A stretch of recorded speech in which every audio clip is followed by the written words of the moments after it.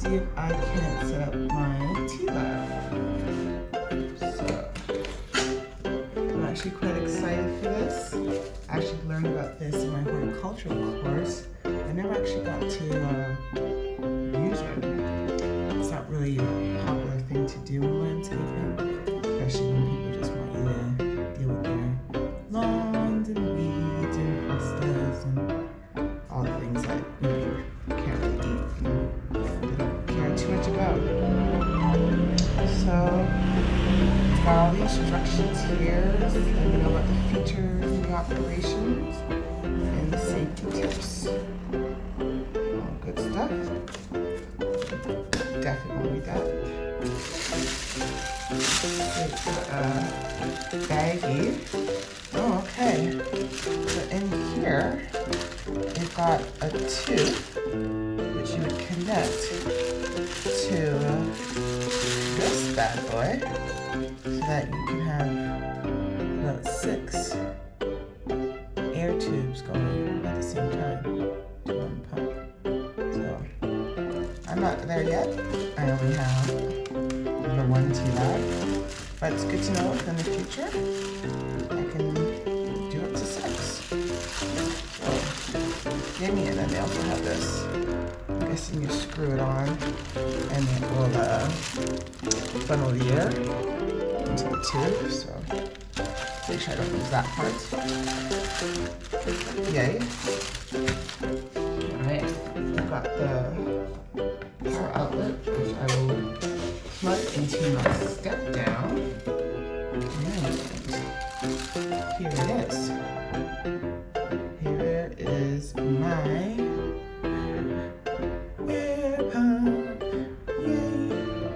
You can see it's active aqua, so it's the kind for like fish tanks and the water, which is good. It means they waterproofed it as best as they could so that it won't get destroyed.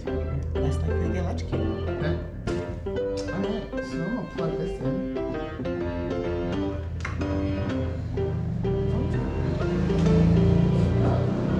Turn it on. And it works! Yay! Okay.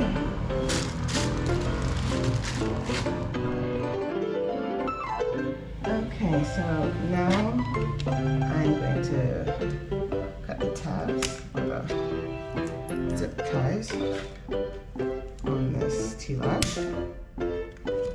and get it set up. So I'm guessing this goes on top. Awesome. We've got the tube.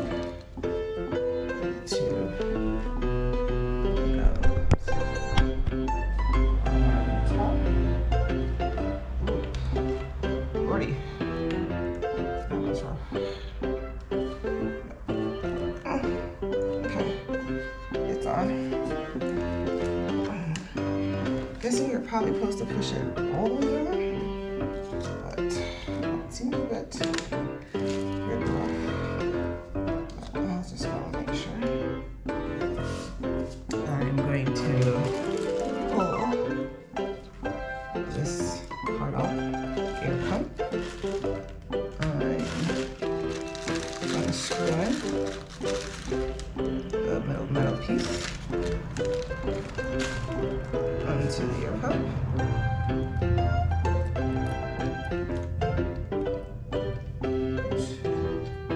Screws on very nicely. And then I'm gonna push the end of the tube onto it. Whoa! Now that's airtight. So I get why it's tight so nothing gets out. And now I'm gonna turn it on again. What happens? Oh! And I can feel the air. Oh, there's so much air blowing through the sides. It's nice because it's blowing underneath, so the air will have to rise. So every nook and cranny will get air. That's awesome. So, okay.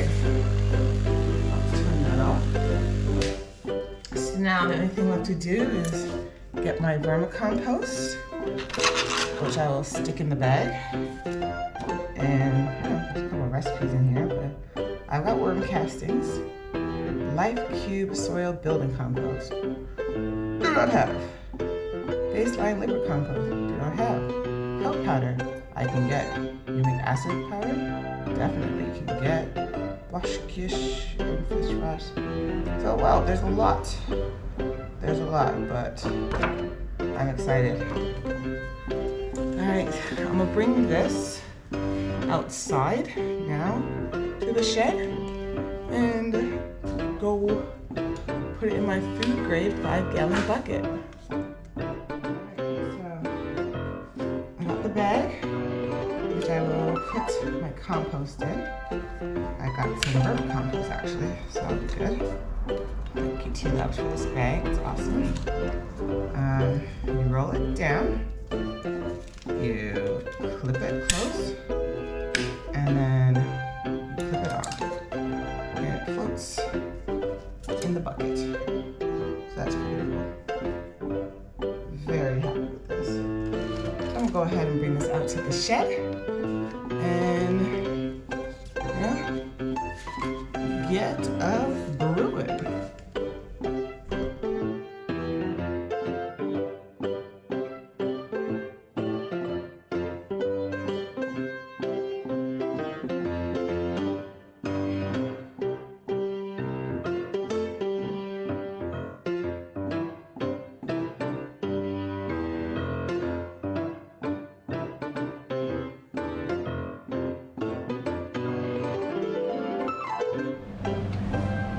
Okay, so the moment we've all been waiting for. This is us putting the TeaLab compost brewer together. So that was the tab. This broke ground. And we're clipping the compost. And we're putting it in the rainwater that was collected off of our roof with our first flush setup that we have going on. And then we're about to plug it in. And it's working! Okay, so that's why you need a lid. So I have a lid, but I still have to cut a hole in to keep the brewer in the pot. Unfortunately, remove it. Oh yeah, that's fine. So it's brewing. Oh, my first compost tea, baby. This is amazing. I have waited years to do this.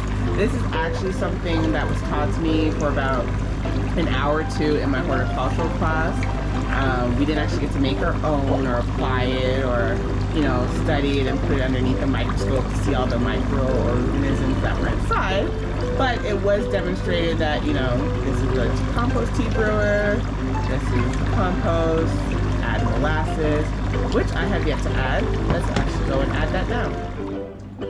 Okay, so now that we've got the aeration and the compost tea bag and the rainwater all set up in the bucket, it's time to actually feed the microbials.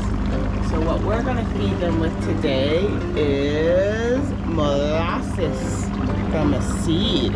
This is what I was able to get at the farmer's market here in Ghana.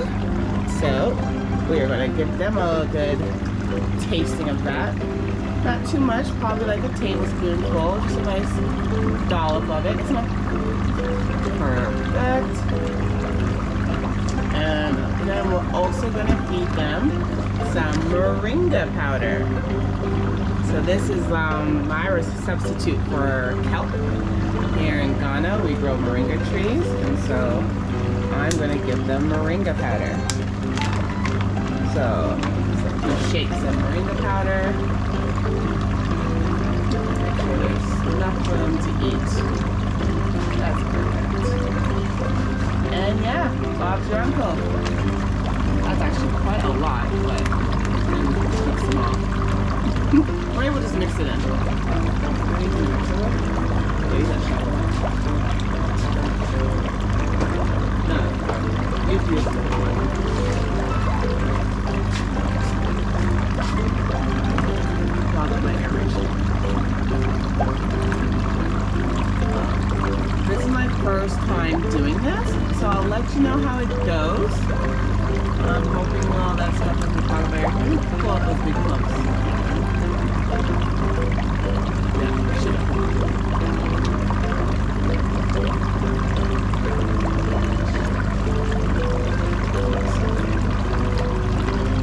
must say it's smelling pretty good.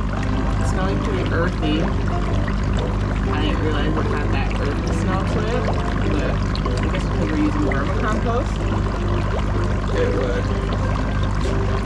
I'm just hoping that I've created the best environment for microbials to live. I'm very excited. I wish I could put this under a microscope after to check out all the microbial action.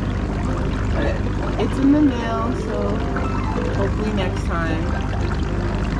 But yay, my first compost tea. Yay me! Alright, stay tuned for more as I let this go for maybe about 6 to 12 hours. I might do 24 hours since it's my first time to try to get the most bang for my buck. And tomorrow morning, come back and spray it on the plants.